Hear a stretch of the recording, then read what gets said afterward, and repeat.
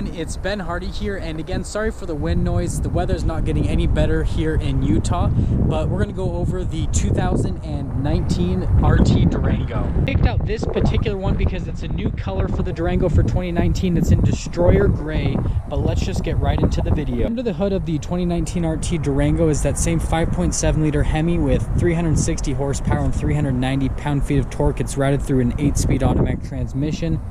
That will be good for 14 miles per gallon around town, 17 combined and 22 on the highway. If you are a little bit more power hungry, you can go for that 6.4 liter that's in the SRT. Finishing things up front, we can see it still has that more aggressive front fascia that they replaced back in 18. You can see a little adaptive cruise control sensor there, and you still get the nice little hood vents. And then around the side, you can see this has these nice gloss black rims. Goes onto the mirrors, and it has roof rails that are gloss black on top of that, so it's kind of like this gray black contrast and looks really good. Around back you have Dodge's signature LED tail lamps. This one's got a tow package, you can see that back there.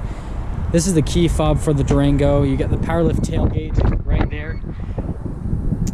Popping inside here, we can see trunk space, and then you can throw these third row seats down if you'd like to get a little bit extra space, and this one's fitted out with the captain chairs. This one does come with remote start, so you just press this twice. First time locks it, second time will start it up, and you can hear that nice burly exhaust for the RT Durango. Looking around to the side, we can come back here. This one's fitted out with a pretty cool option, so it's got carbon fiber trim. You have the nice leather bolstering there. These are the captain chairs. You get more bolstering with the contrast stitching. Heated seats back here, you get an outlet, USBs, ventilation. It does have tri-zone climate in the Durango, so you get climate controls back here. You can lock them out, but you have a separate climate for the back. Front, it's got keyless entry, so one touch to lock it, to unlock it to your hand on the back. All of your window controls are right there, more of that carbon fiber trim. Your memory seats, your power seat controls are all right there. You can see the seats over there, your light controls, but let's pop inside. Now that we're inside here, we can see the controls to the adaptive cruise control, the regular cruise control, your voice commands for the Bluetooth system, the paddle shifters that are connected to that 8-speed automatic transmission. It is a push button start, so just put your foot in the brake, push the push button.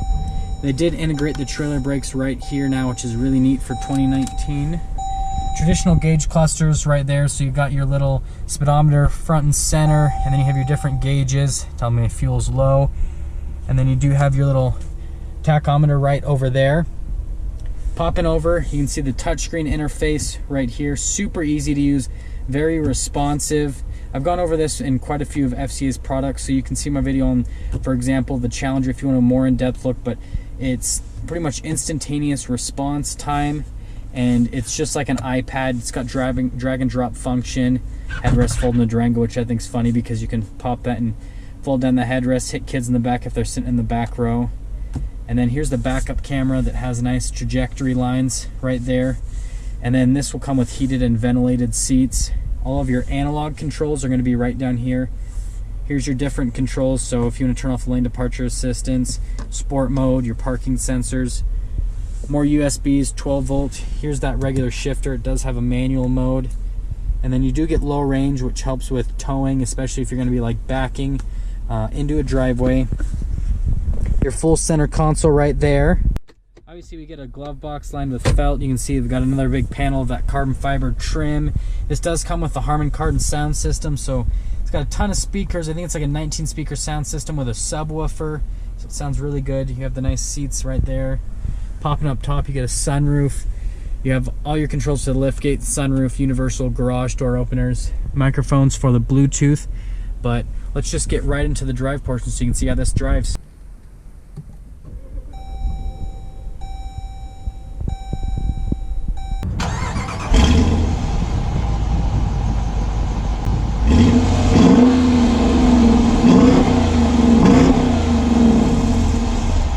Setting off here in the 2019 RT Durango, and I did a review on the 18. They haven't changed a whole lot from 18 to 19, but they did release this new color option, which I think looks absolutely fantastic. I've always loved the Destroyer Gray, and I'm glad that they're finally bringing it up onto more vehicles in the lineup. Crossing my fingers that they'll bring that color over to the trucks, because I think this looks so cool on a 1500 like a Rebel or something like that. The RT Durango, just like all of the other Durangos, drives really smooth, has plenty of power. It's got more towing capability than other vehicles in this class. Most vehicles are capped at about 4,000 to 5,000 pounds. The Durangos start at 6,200 pounds, my apologies, and they go up to like 8,700 pounds. You go for the SRT. Most people go for the RTs or the GTs, so they can get that leather, so either the V6 or the 5.7 Hemi.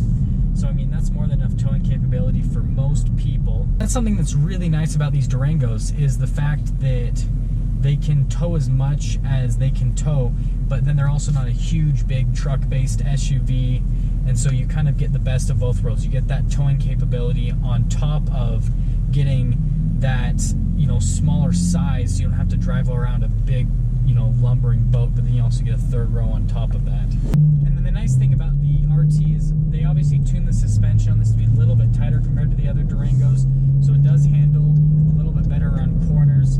And then we are going to take it onto the interstate just to get a little bit of an acceleration. This 5.7 Hemi's got more than enough power, obviously. But yeah, it definitely handles a lot smaller than this vehicle is. And acceleration-wise, it's more than quick enough. It gets up to highway speeds more than adequately, and so you really don't need any more power. The only reason you go for the SRT is if you want just an absolute rocket ship of an SUV.